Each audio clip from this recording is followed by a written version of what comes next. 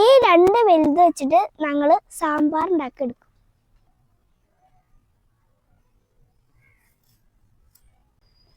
വിഷമില്ലാത്ത നല്ല പച്ചക്കറി, നമുക്ക് ഫ്രഷ് ആയിട്ട് കെമിക്കലൊന്നും ചേർക്കാത്ത വെണ്ടയ്ക്ക തിന്നാം.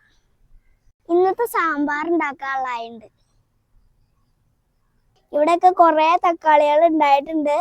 കുറെ പൂക്കളൊക്കെ വിരിഞ്ഞ് തക്കാളി ആവാറും ആയിട്ടുണ്ട്. ഇന്നത്തെ വീഡിയോ നമ്മുടെ വീട്ടില് ഉണ്ടായ ഒരു കുഞ്ഞു പച്ചക്കറി തോട്ടത്തില് ഉള്ള ഒരു വെണ്ടയ്ക്കയാണ്. ഇത് ഞങ്ങളുടെ വീട്ടിൽ നട്ട കുഞ്ഞു വെണ്ടയ്ക്കയാണ്. ഇത് കുറച്ച് ദിവസമായിട്ടുള്ള നട്ടിട്ട് അപ്പൊ തന്നെ 2 എണ്ണം ഉണ്ടായിട്ടുണ്ട്. പിന്നെ കുറെ കുഞ്ഞതൊക്കെ ഉണ്ടായിട്ടുണ്ട്. ഈ 2 വലുത് വെച്ചിട്ട് ഞങ്ങള് സാമ്പാർ ഉണ്ടാക്കി എടുക്കും. അപ്പൊ ഞാൻ വെണ്ടയ്ക്ക പറിക്കാൻ പോവാണ്.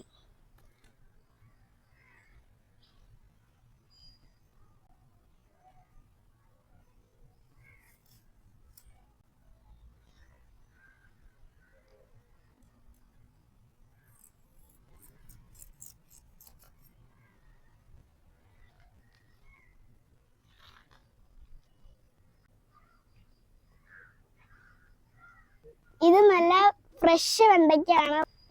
വിഷമില്ലാത്ത നല്ല പച്ചക്കറി. നിങ്ങളുടെ വീട്ടിലും ഇതേപോലെ വെണ്ടയ്ക്കൊക്കെ നടണം. അതുപോലെ നിങ്ങൾ വെണ്ടയ്ക്കയും പച്ചക്കറിയൊക്കെ വീട്ടിൽ നട്ടാനുള്ള ഗുണം എന്താന്ന് വെച്ചാൽ നമുക്ക് ഫ്രഷ് ആയിട്ട് കെമിക്കലൊന്നും ചേർക്കാത്ത വെണ്ടയ്ക്ക തിന്നാം. എല്ലാവരും ഇങ്ങനെ പച്ചക്കറിയൊക്കെ നടണം. അപ്പൊ നമുക്ക് ഇടയ്ക്കിടയ്ക്ക് വീട്ടിൽ നിന്ന് ഓരോ വെണ്ടയ്ക്കൊക്കെ പറിക്കാൻ പറ്റും.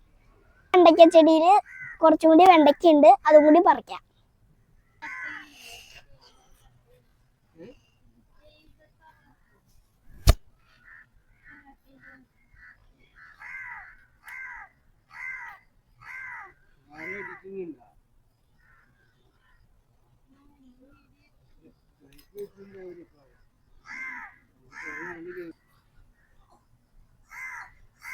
ഇന്നത്തെ സാമ്പാർ ഉണ്ടാക്കാനുള്ളതായുണ്ട്.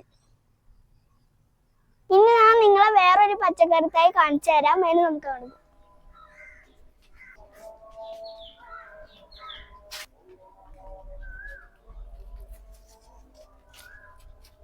ഇതൊക്കെയാണ് ഞങ്ങളുടെ തക്കാളി.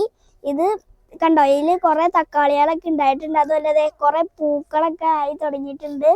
ഇതാണ് ഞങ്ങളുടെ അടുക്കളത്തോട്ടത്തിലെ തക്കാളിയാണ്. ഇവിടെയൊക്കെ കുറെ തക്കാളികൾ ഉണ്ടായിട്ടുണ്ട്. കുറെ പൂക്കളൊക്കെ വിരിഞ്ഞ് തക്കാളി ആവാറും ആയിട്ടുണ്ട്. അപ്പൊ ഇതെല്ലാവരും നടണം. അപ്പൊ നമുക്ക് വിഷമില്ലാത്ത തക്കാളി വെണ്ടയ്ക്കയും ഒക്കെ തിന്നാം.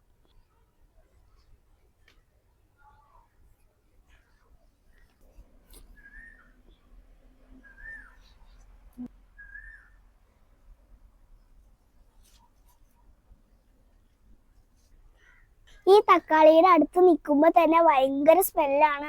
അത് തന്നെ ഭയങ്കര രസമാണ്. ഇത് ഞങ്ങൾ നട്ട വലിയ തക്കാളിയാണ്. മുമ്പ് ഞങ്ങള് വേറെ ചെറിയ തക്കാളികളൊക്കെ നട്ടായിരുന്നു. അതാണ് ഈ കാണുന്ന തക്കാളികൾ.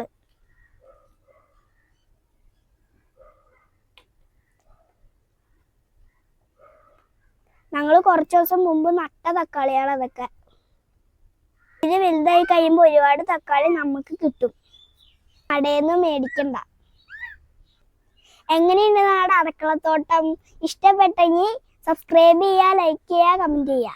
ഈ പുതിയൊരു വീഡിയോ ആയിട്ട് ഞാൻ വീണ്ടും വരും. അതുവരെ എല്ലാവർക്കും ബൈ.